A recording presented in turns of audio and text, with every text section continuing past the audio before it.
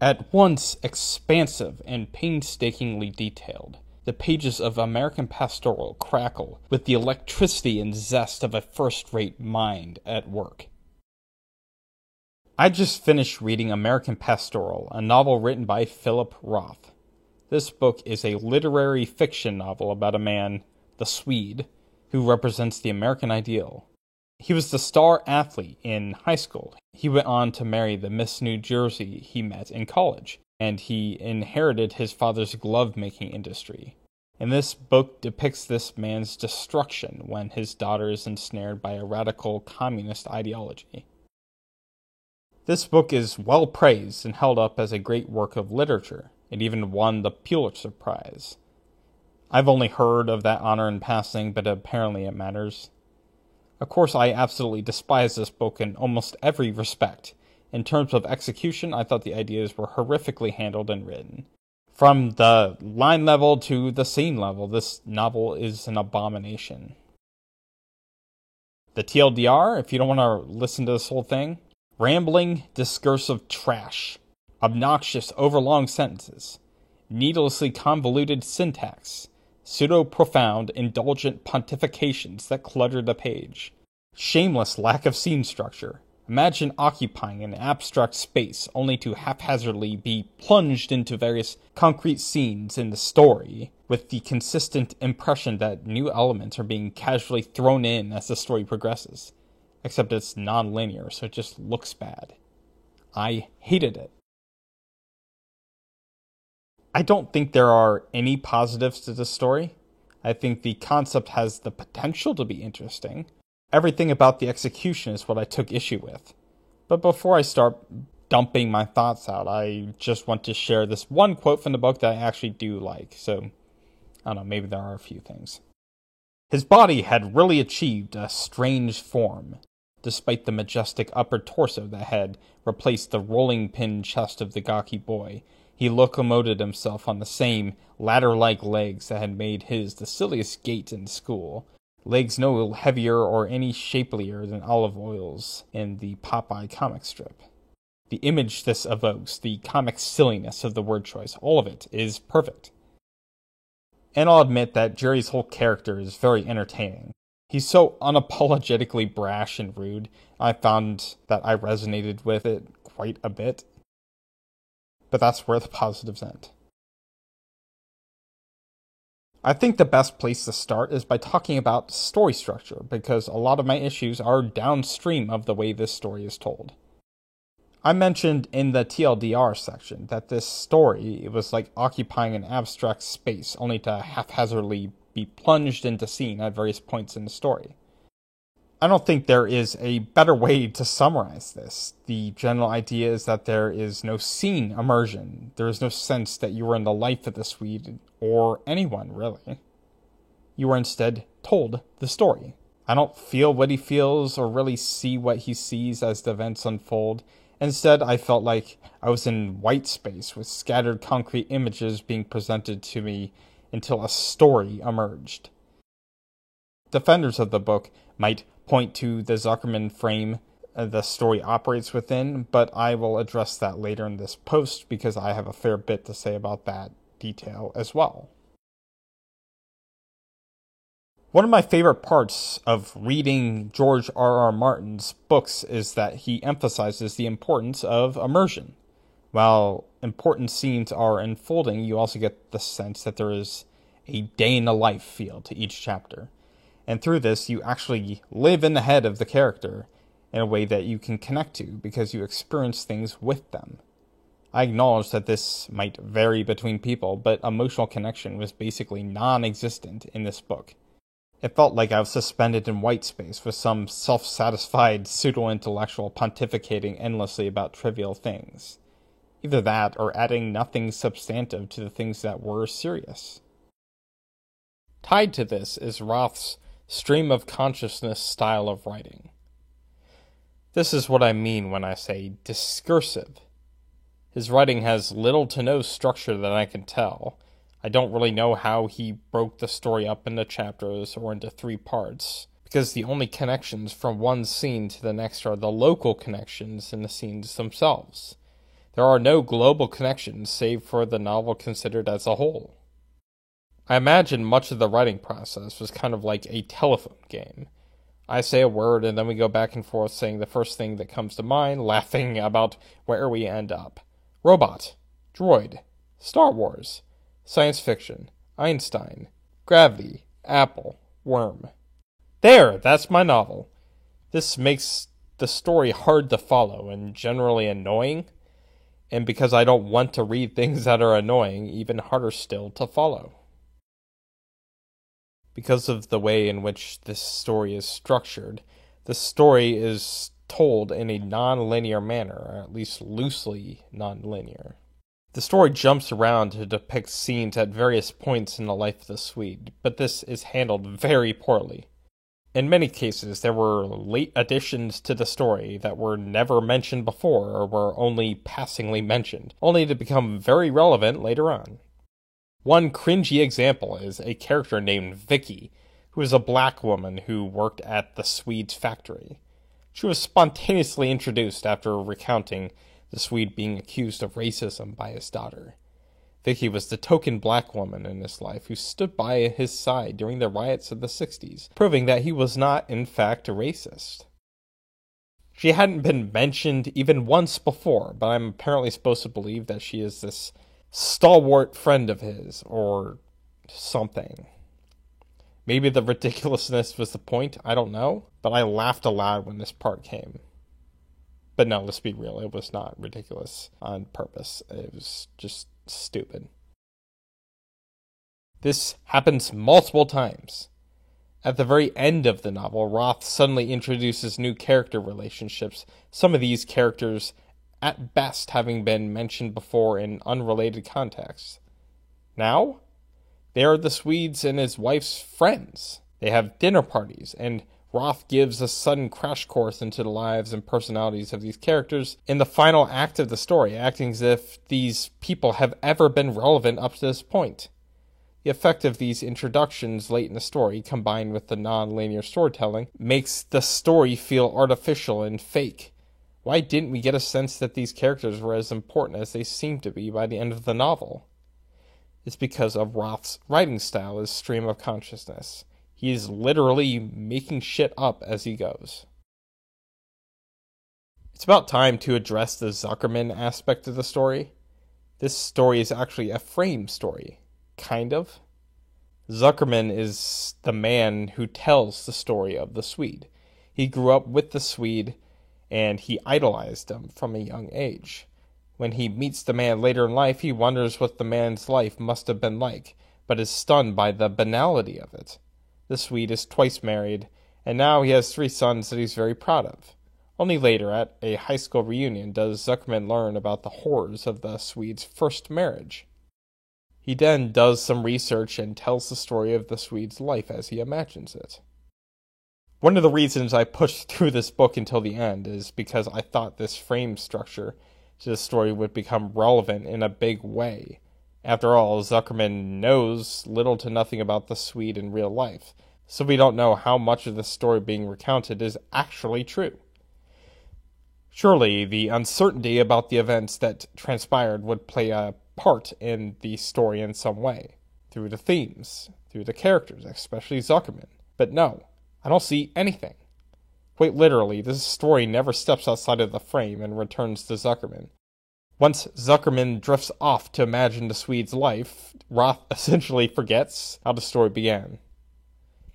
The theme seems to be about the senseless nature of violence, that the worst can happen to even the best of us and for no reason.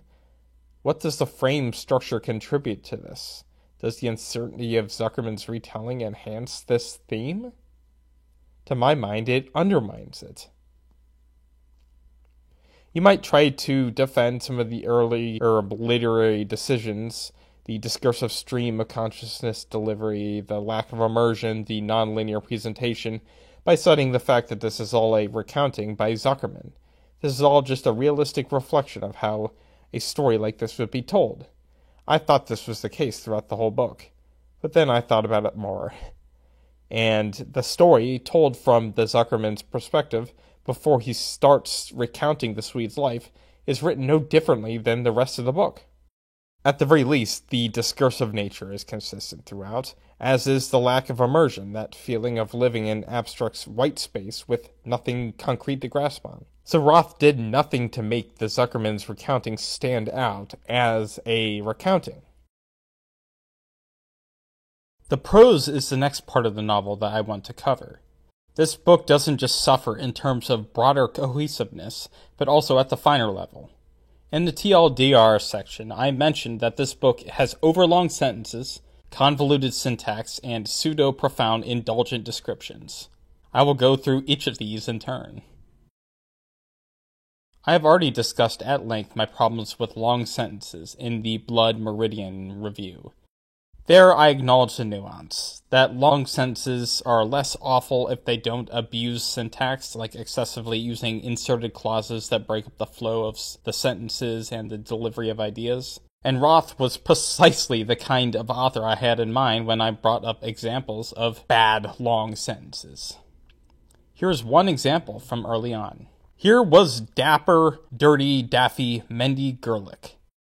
Not in prison, where I was certain he'd wind up, when he'd urge us to sit in a circle on the floor of his bedroom, some 4 or 5 daredevils with their pants pulled down, competing to win a couple bucks in the pot by being the one to shoot first. Not in hell, where I was sure he'd be consigned after being stabbed to death at Lloyd's Manor by a colored guy high on reefer, whatever that meant, but simply a retired restaurateur, owner of 3 steakhouses called Gar's Grill in suburban Long Island. A place no more disreputable than his high school class's 45th reunion.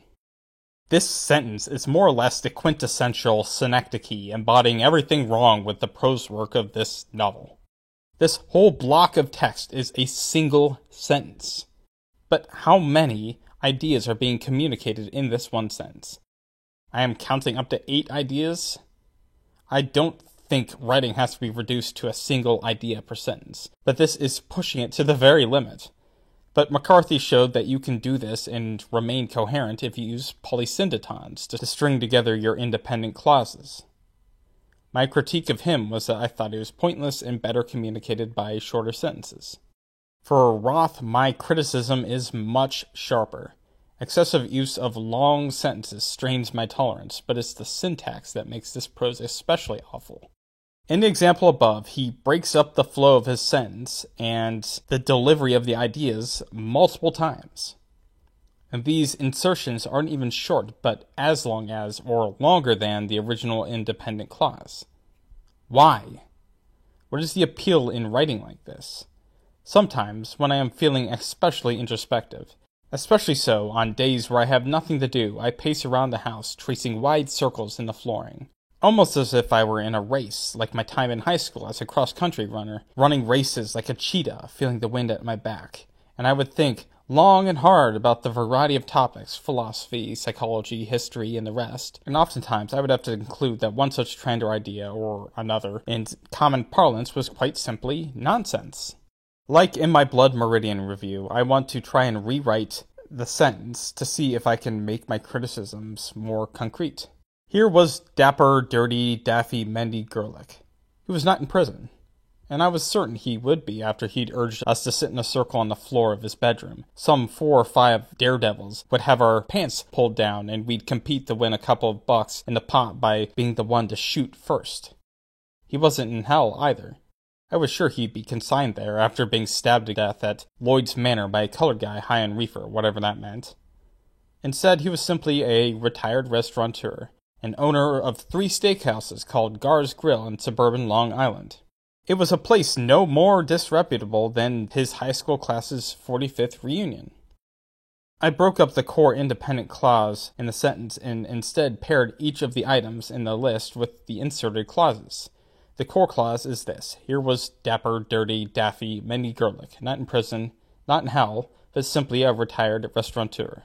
Everything else in the sentence is added fluff. One option is to keep this core clause and add the rest of the information in separate sentences after this clause. But this would make the information too scattered. As stated above, I decided to break it up instead, making the list implicit in a paragraph rather than a sentence. The inserted clauses are then joined with each of the list items they are attached to make a sentence or two. This is so much easier to read. It communicates the exact same information and uses the same diction. Unless you prefer making your prose more impenetrable for no reason other than for its own sake, then I see no reason to prefer Roth's version over the alternative version I provided. And this is the crux of my issue with dense prose. Dense prose often just means convoluted syntax. It has nothing to do with the substance of the material being discussed. It has nothing to do with the diction. It has everything to do with how you structure your sentences. This is precisely what I think of when I talk about bad writing on a line-by-line level. My dislike of this writing is my opinion. I can ask why all day, but the answer is always going to be down to arbitrary preferences. I just find it to be a pointless gimmick at best and obscuranist at worst. Up to this point in the prose section, I have only talked about the superficial aspects of the writing. Presumably, the story is communicating ideas, images, and themes with all these words. Roth seems to think that he is, and that is all so profound, and his fans seem to think so as well. I don't find it profound at all. This is not just the selection of ideas, mind you, but the weight of emphasis placed on the ideas and the way he discusses them. He talks endlessly about why the Swede's life might have turned out the way it did. On its own, this can range from interesting to outright banal, but he spends pages upon pages going through all the specific examples, rephrasing the same idea over and over and over again. Just stop. I get it. You've communicated the idea. Perhaps you could be a bit more, creative in how you convey this information instead of ranting at the reader. All of the philosophical musings in this book are like that of a pothead, waxing poetically about the profoundness of the most trivial of things. Look at this chair! The sheer and utter versatility of such an object. Look at this exquisite design, this masterful alignment of the legs, so positioned as to allow a man, or even a woman, to sit upon said chair without it tipping over. Oh, to whom must we praise for such an ingenious image brought to life, to put such passion, such energy into this, as if one's life were for that purpose, all for the simple convenience of sitting upon a chair. Do you think this is an exaggeration? It isn't. This book is loaded with pages upon pages of this. Here is an example. The smile again. The vulnerability in that smile was the surprising element. The vulnerability of our record-breaking muscle man faced with all the crudeness that it takes to stay alive. The smile's refusal to recognize, let alone sanction in himself, the savage obstinacy that 7 decades of surviving requires of a man. As though anyone over 10 believes that you can subjugate with a smile, even one as kind, as warm as that, all the things that are out to get you. With a smile, hold it all together when the strong arm of the unforeseen comes crashing down on your head. Once again, I begin to think that he might be mentally unsound, that this smile could perhaps be an indication of derangement. There was no sham in it, and that was the worst of it. The smile wasn't insincere. He wasn't imitating anything. This caricature was it. Arrived at spontaneously after a lifetime of working himself deeper and deeper into... what? The idea of himself neighborhood stardom had wreathed him in, had that mummified the Swede as a boy forever? It was as though he had abolished from his world everything that didn't suit him. Not only deceit, violence, mockery, and ruthlessness, but anything remotely coarse-grained, any threat of contingency, that dreadful harbinger of helplessness. Not for a second did he stop trying to make his relation to me appear as simple and sincere as his seeming relationship to himself. Holy Mother of God, you have no idea how many times I tripped over myself trying to read that crap. I don't have a problem with the narrator interpreting and or speculating about the smile of another person, but look at the sheer volume of words used to do this. It was almost an entire page. A couple sentences would have sufficed. And so you can imagine how long it took Roth to muse over the core theme of this novel. This novel isn't even a story, but an extended rant like the one above, pondering the senseless nature of violence, but with none of the emotion or the appeal that you would have in an actual story. And the lack of concision is born of the idea that poetic expression is a substitute for substance. It isn't. Poetic prose can be a good dressing over a story, but don't let it masquerade as the story itself. This is coming from someone who's arguably verbose in his own way, so this says something. Forgive me for being too forward, but this book isn't highbrow. This book isn't profound. Most of it is just whiny, sad sackery bullshit. It's a series of tedious diary entries written by a grown-ass man. A grown-ass man whom I can only stereotype as someone who masturbates to the sound of his own voice. Finally, I want to talk about the theme of the story. Specifically, I want to talk about how it was delivered. Every review I see of this book talks about how depressing and pessimistic it is. Some even say that it is hard to read because it's so sad. I've already stated the theme, the senseless nature of violence, and the unfairness in which a person's life can be destroyed by it. Call me a cynic, but the theme really isn't that profound. What compels people to think that the universe is anything but indifferent to human affairs anyway? Why is it so difficult for people to understand that there is no inherent link between morality and the causal order of the universe? More to the point, this book did a terrible job making me invest in any of the characters. I didn't even feel mildly bad for any of them. I didn't even think the Swede's life was that bad, all things considered.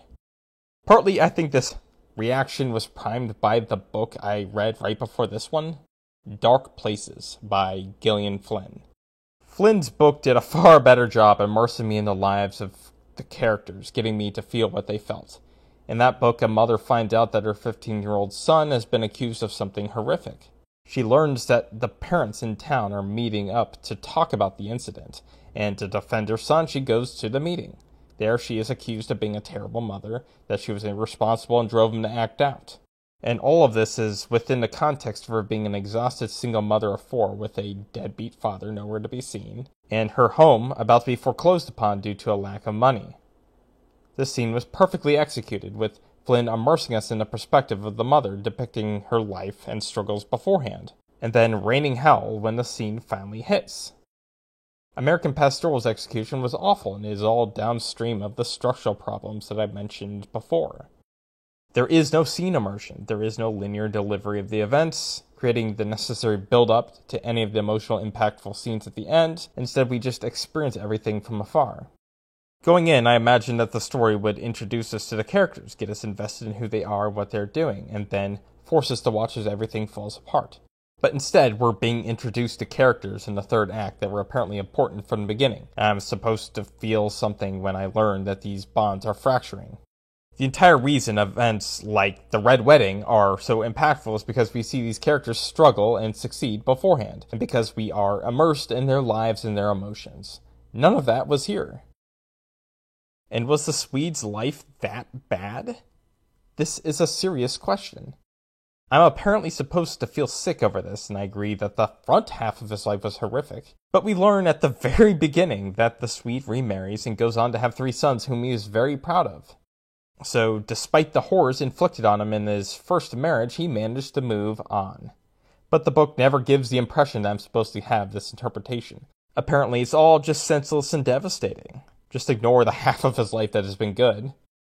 Could this be the Zuckerman frame reflecting his pessimism? If so, then everyone has grossly misunderstood the story. But Roth doesn't talk about his story that way.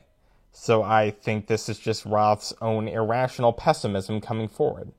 The universe's indifference to us should not be confused for hostility. What does it mean to be a literary great? My theory of values is such that values are subject contingent by their very nature. As such, what we determine to be great is dependent on who is talking. I'm often reminded of this when I read literary fiction, especially the great ones. American Pastoral is like Bill Orcutt's abstract art. It seems slapped together. I just don't get it. Overall, I suffered several aneurysms while reading this. I will give it a 0 out of 10.